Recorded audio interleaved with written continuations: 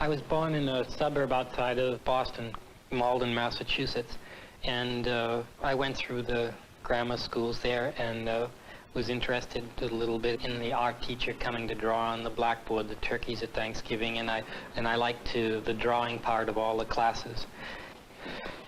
Prep school at Andover, I got involved with a program there which was large and extensive. Going to school and doing everything else, I still managed to find a lot of time because I was sort of encouraged, I guess, in a way, to paint a lot and to look at paintings a lot. And I got the point of Mondrian, like, right away, and I liked it. At 29, Frank Stella is an old-timer on the New York art scene. And I thought then, and I even said a lot of times then, that I wanted to paint just squares or something like that. And it seemed to me the thing to do. It could just be a square. That was enough. His paintings are objects, regular and inert.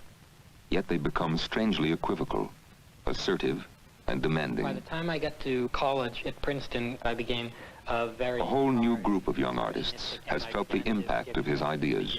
And pushing a lot of paint down. And I began to get a lot more interested in abstract expressionist painting, and I would go to New York and see it.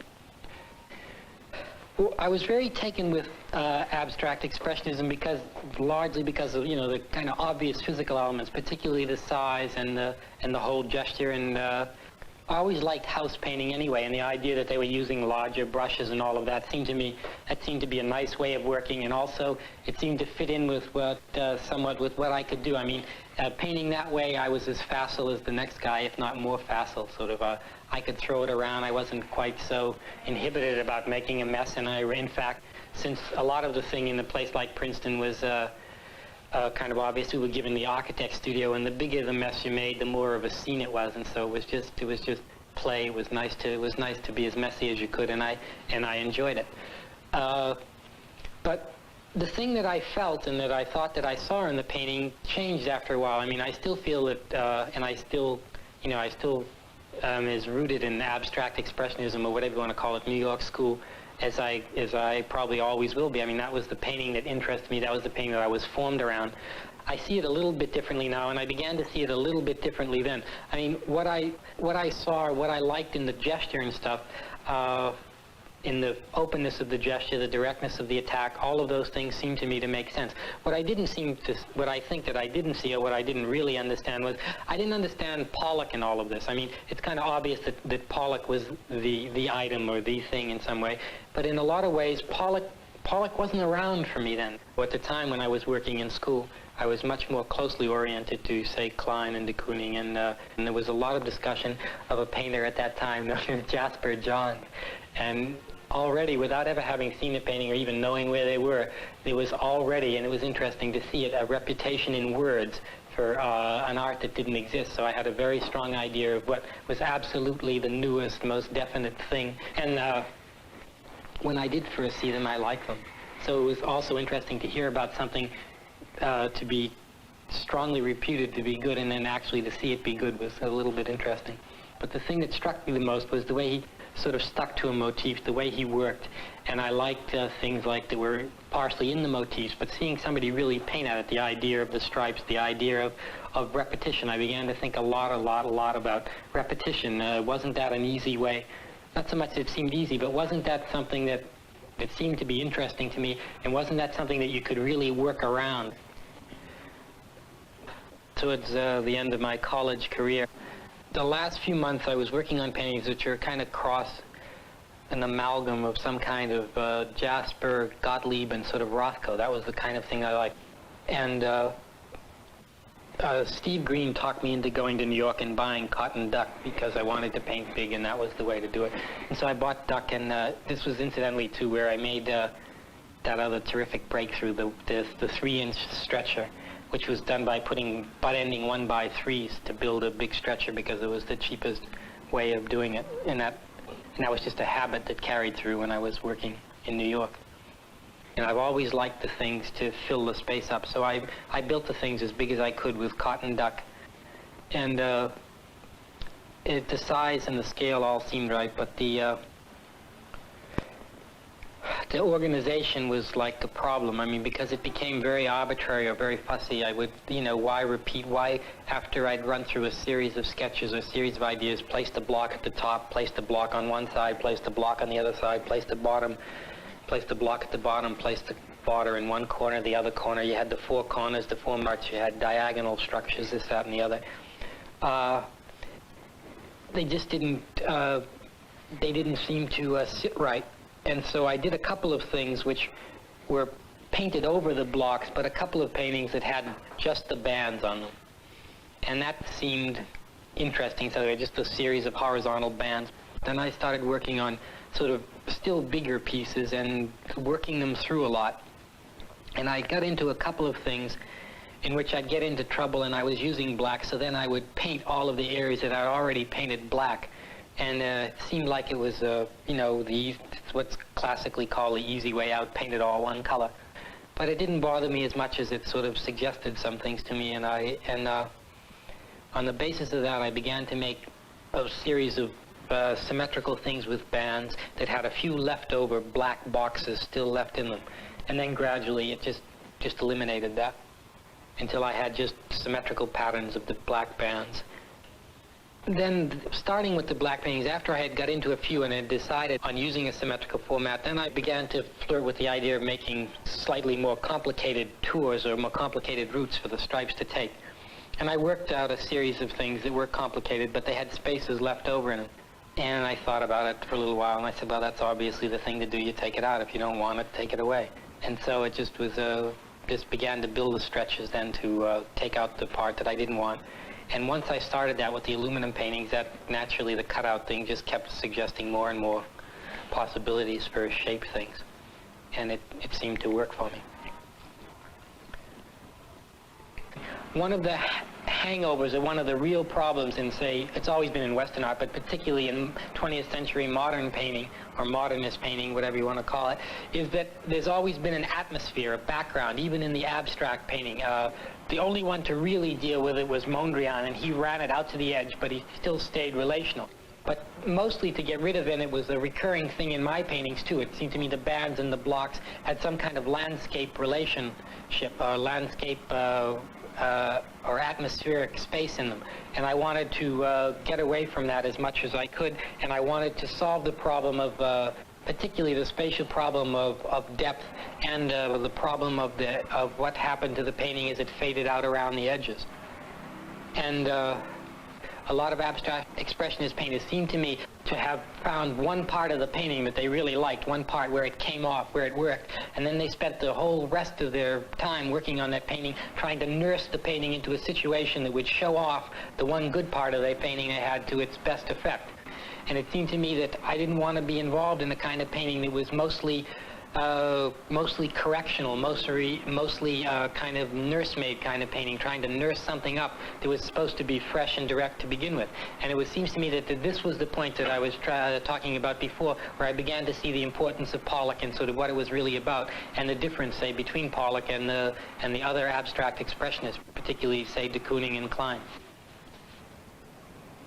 If the new paintings are different from the paintings that I did before, as far as scale and organization, they're very close to the early paintings as far as the idea of series is concerned. That's their closest point of similarity.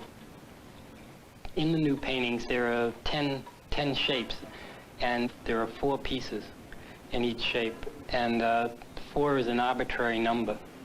It's just a number that I thought that I'd like to have, so that if I work on one shape, I don't have to paint over the painting a lot. If I don't like the way it comes out, I can go on to the next one. And also, it also gives me something to work against. If I see something that I like in it or something that I don't like, it sets the way that I'll go with the next few pictures. It's not that I'm hoping that one will work out, but I think that some will work in some ways, and some will work in other ways, and some won't work at all. And I'll sort of take it as it goes. The painting never changes once I've started to paint on it. That's true. But I think that the process that I use for working out the idea before I begin to paint on it is just it's that process is just move back one step. It's like the sketch, for example, to me is very important, and I work things out beforehand in the sketches. I mean, I draw a lot in the sense that I make a lot of diagrams and fool around with a lot of ideas. Make a sketch on a piece of paper, and I look at it there on the paper sort of like you would look at a painting on the wall or something, at least the basic organization of it. And then if it really holds my interest, then I work it out on the graph paper as a matter of scale. And once it's set on there, and once it seems to have acquired enough relations of some kind, in other words, I need 4 or 5 paintings to sort of really work up to actually beginning on something. One of the ways in which I seem to test an idea or a method of organization is it has to sort of breed a few more like itself. If it doesn't seem to lend itself to development, then I tend to shy away from it.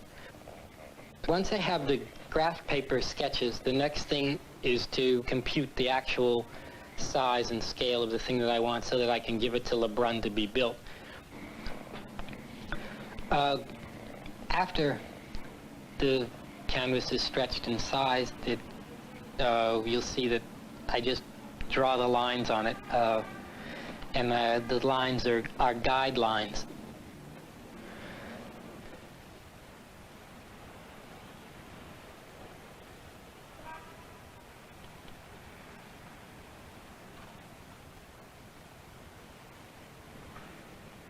The line in these paintings is essentially the same as in the stripe paintings. It's a guideline which indicates a kind of blank space, a space between the painted areas, and I paint up to either side of the line, and I essentially follow it.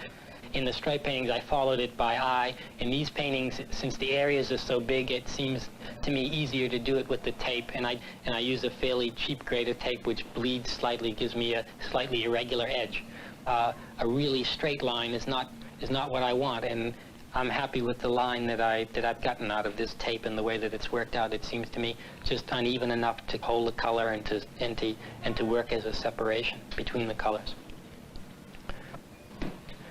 After laying on the tape, it's just a matter of choosing the colors, and it seems to me, as far as this series of paintings is concerned, it's the only real problem. It's the only thing that I have to do right. And I think the preference for industrial paints, obviously epoxy for enamel surface. These colors are largely manufactured in what you would call tints. They have a lot of white in them, and the effects that I get would be slightly duller than you can get in something like artist colors like Liquitex. Now, my colors are not going to have the kind of crispness or the kind of intensity, say, of Liquitex or Magna. And why I want this slightly dull finish, why I prefer these colors, I don't know. It's a question of surface.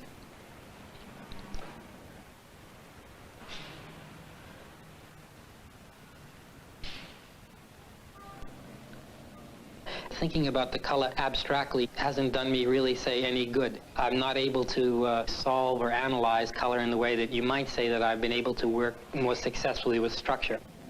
Color is obviously a more ambiguous area.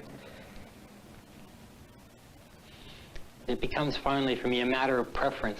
I mean, I have to like the color, and I have to feel that it's convincing in some kind of way. The whole thing, the whole painting has to be convincing. I don't like to be a victim of my technique. I like the technique to be as straightforward and as simple as possible.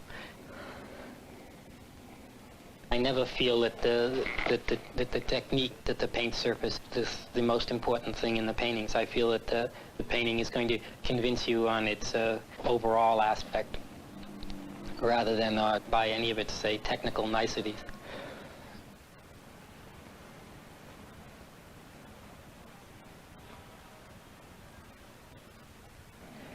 I do think that a good pictorial idea is worth more than a lot of manual dexterity.